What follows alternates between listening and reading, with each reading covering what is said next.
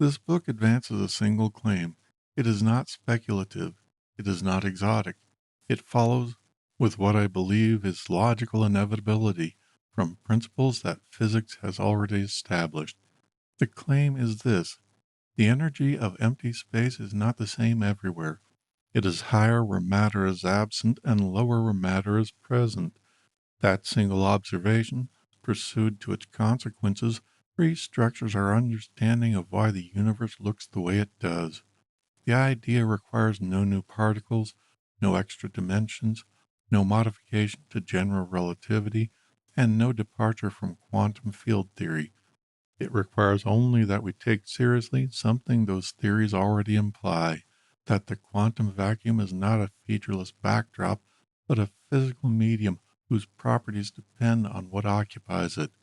Wherever matter exists, it alters the vacuum state. It blocks quantum fluctuation modes through the Pauli exclusion principle. It polarizes the surrounding field structure through its electric charge. It reshapes the spectrum of allowed fluctuations through its gravitational effect on the geometry of space-time. All three of these mechanisms are textbook physics. All three operate in the same direction. They reduce the energy density of the vacuum in the vicinity of matter. What has not been done until the work presented in this book is to follow that redirection to its cosmological consequences. If vacuum energy is lower where matter is concentrated and higher where matter is sparse, then the force driving cosmic expansion, which is precisely this vacuum energy, differs from place to place. Voids, the enormous near-empty regions that dominate the volume of the universe, expand faster. Balls and filaments, where galaxies and dark matter congregate, expand slower or not at all. The expansion of the universe is not uniform. It is a patchwork, stitched together by the distribution of matter itself. This is not a new theoretical framework imposed upon the data. It is a consequence extracted from frameworks that already exist.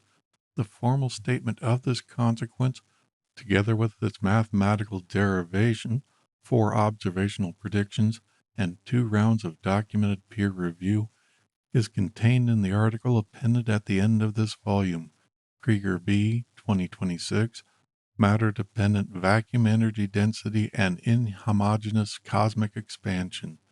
Information Physics Institute, Department of Cosmology, DOI 10.5281 /Zenodo.1889656.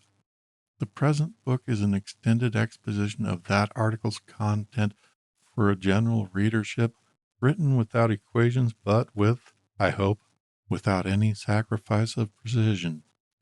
I should say something about how this work came to exist, because its origin is not typical. I am not a career cosmologist.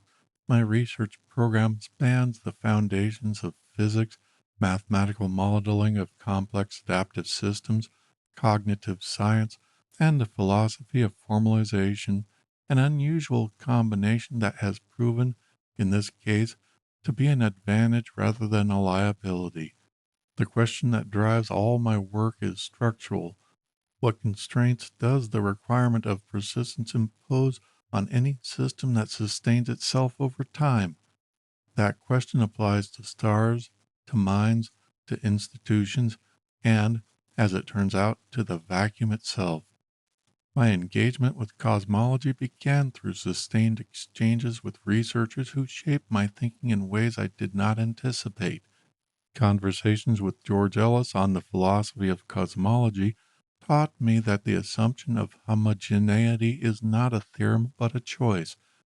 Discussions with Joel Primack on the foundations of the Standard Model revealed how much of the concordance picture depends on parameters whose physical origin remains unexplained.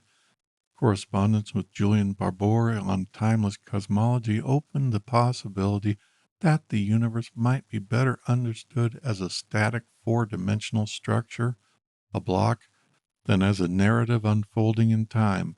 None of these scholars are responsible for what I have done with their influence,